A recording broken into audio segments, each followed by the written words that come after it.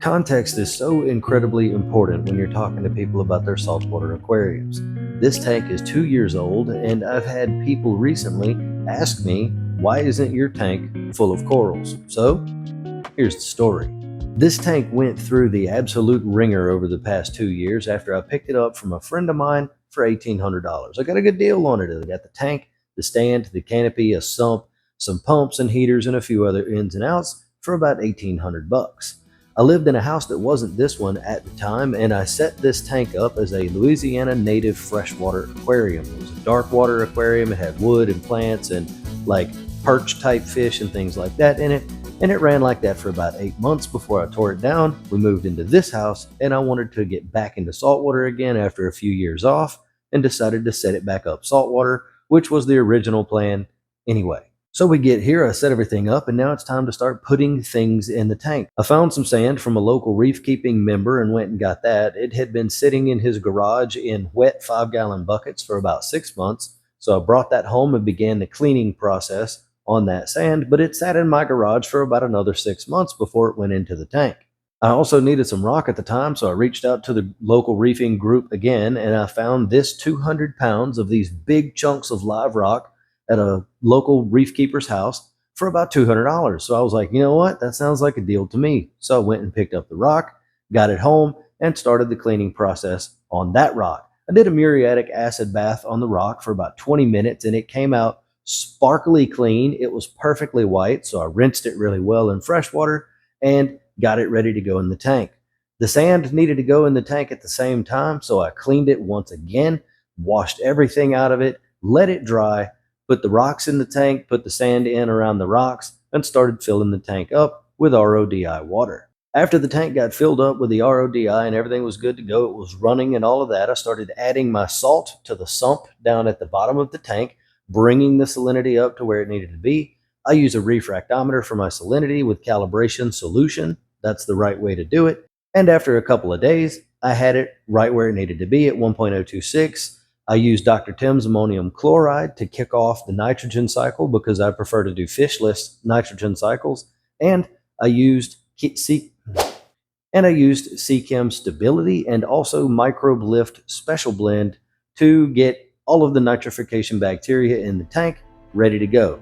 The tank cycled in about 3 weeks and everything was looking good. So I'm like, cool, let's start putting some things in the tank.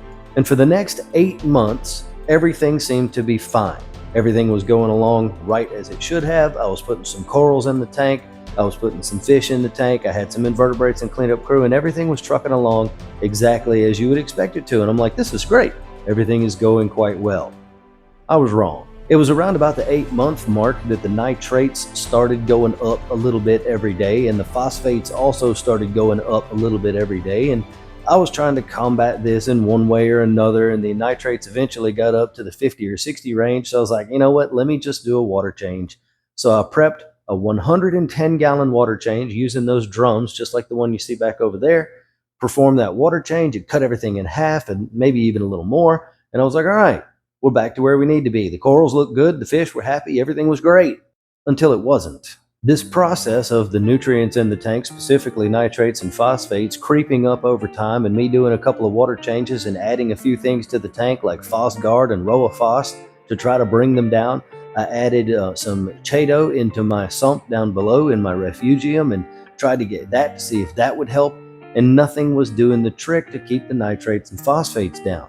I didn't know what was going on, and this just kept getting worse. At some point in this whole process, I found a skull that I wanted to put into the tank because, that's kind of cool. Some people do that with encrusting corals and stuff. Checked with the manufacturer. It was supposed to be saltwater safe. Put it in the tank, and everything was looking great. And then I woke up one morning and I did my tests on the tank, and the nitrates were off the chart high, and the phosphates were off the chart high. I couldn't even get a reading. They were too high for those readings to make any sense. So I tested again. I'm like, that can't be right. But it was.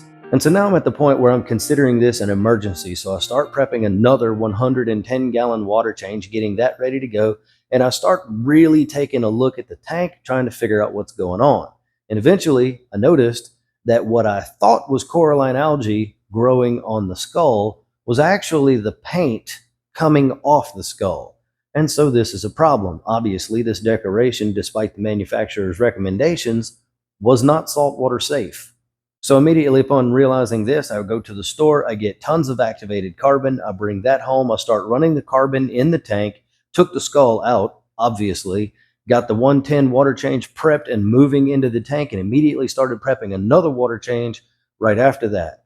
And in the span of about 24 hours, all of my SPS colonies were dead. It didn't really seem to affect the softies all that much, which was a little shocking to me. But all my SPS were dead. It killed a couple of fish, and things just took a massive turn for the worse. Now, at this point, I was doing absolutely everything I could to try to get these nutrients under control. I was running my skimmer super wet, having to empty the cup every other day. I was running carbon in the sump more than what was generally required for. I was running Roaphos in a bag in the sump, trying to suck up all the phosphates, and I was desperately trying to get these nutrients back down to where they needed to be and doing water changes. But they would not budge. They kept reading time and time again off the top of the charts, off my test kit scale. I couldn't see what they really were. And this process went on for the next 10 months. I would keep trying things, trying to bring the nutrients down. Water changes weren't even affecting them. And after doing several 110-gallon water changes, I started trying to think about source water. Was there something wrong with my RODI unit? Were my test kits bad? But they weren't. I had taken them to the fish store and had them check them with a Spintronic, and their tests were matching my tests. It was around about this time that cyano and green hair algae both started showing up in the tank, and there was even a little bit of a point where I thought maybe dinoflagellates were showing up as well. But I had a good population of copepods on the glass. Astonishingly, I couldn't tell you how. A lot of them were ostracods, and maybe that has something to do with it, I'm not sure. But all I knew at this point is that this tank was not a sufficient environment for growing corals and having a thriving aquarium. And if you've been tracking the progress, we're over a year in at this point. So basically what is going on with the tank just keeps going on for the next several months. I'm not even sure how many. I was really busy at work, but every time I came home, I would test the tank, check things, see what I could do, see if I could adjust. I was on the internet forums. I was looking for anyone who had ever had a problem like this.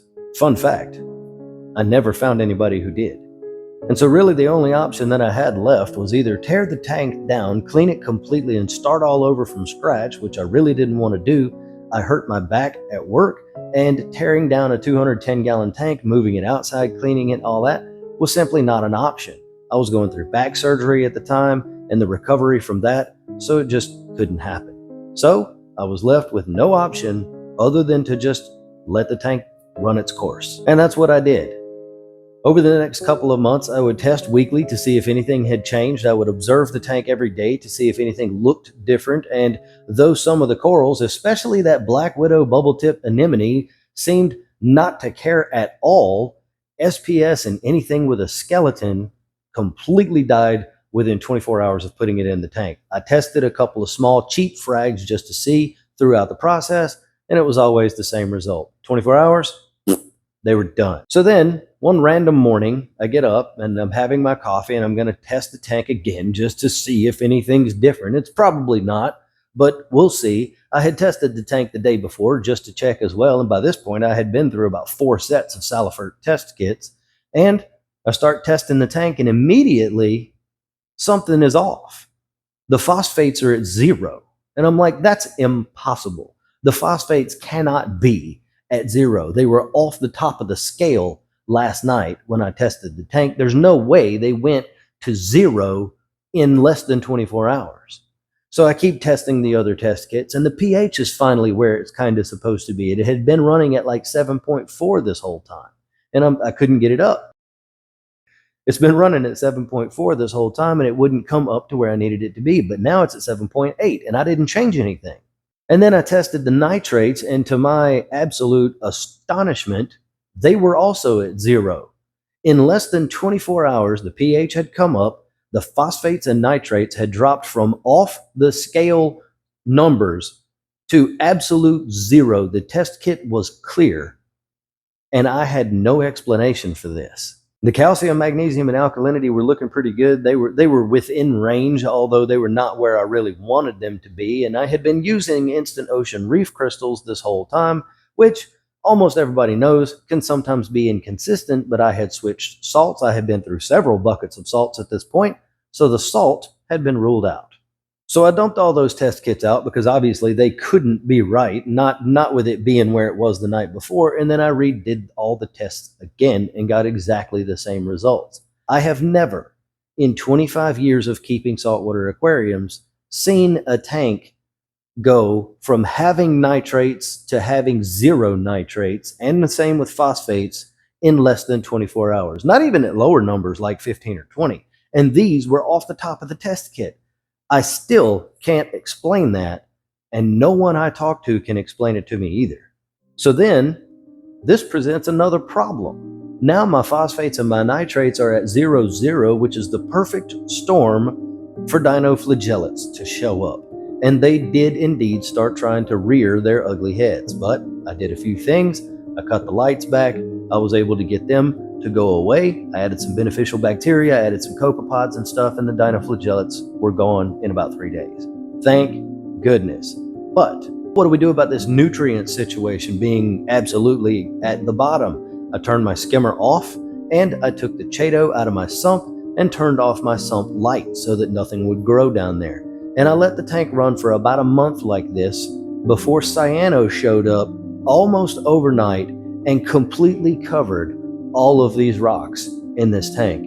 And where the cyano wasn't was green hair algae. So now I got another problem that I'm trying to battle. So I start battling the cyanos and the green hair algae. I turn the skimmer back on. I get some Chaeto from a friend. I put it back in the sump. Everything is running again. Everything starts to dwindle down. I take the cyano out manually. I get a sea hair for the hair algae. It eats all of the hair algae. So now the tank is looking pretty good again. I still can't grow SPS in the tank. I keep trying a little frag every now and then, but nothing will grow. And so after having done all of that, with all of those things dying off, the nutrients are still at 0, but the tank looks pretty good. This continues for about the next 6 or maybe 8 months. Now, I'm terrible with time, so if you've been tracking this, I'm probably off by a month or two. But my point is, the tank remained at a state of having 0 phosphates and 0 nitrates for many months. And as long as I kept the skimmer going and I kept some macroalgae in the sump with the light on an opposite shift every night so the macroalgae could grow, the stuff in the tank didn't grow, the cyano and the GHA. I tried it a couple of times, and I would take the skimmer offline for about a week, and the cyano and GHA would come back. Kick the skimmer on, suck the nutrients out of the water, it would go away. And this continued for those several of months that I was talking about. And the tank started to look a little better. I started putting an SPS frag or 2 in, and they were doing okay. But there wasn't enough nutrients in the tank for those types of corals to survive. So I started having to add nutrients to the tank. So I'm feeding my fish. I've added a few fish by this time. I'm feeding the fish 3 cubes of frozen food every day, mysis, brine, and spirulina.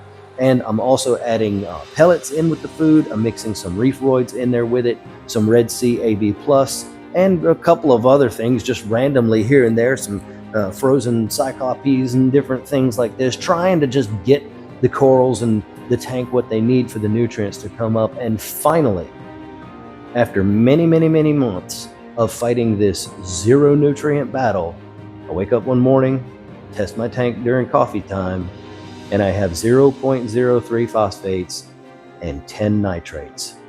The night before, I had none. And ever since that day, those parameters have been pretty much straight on point.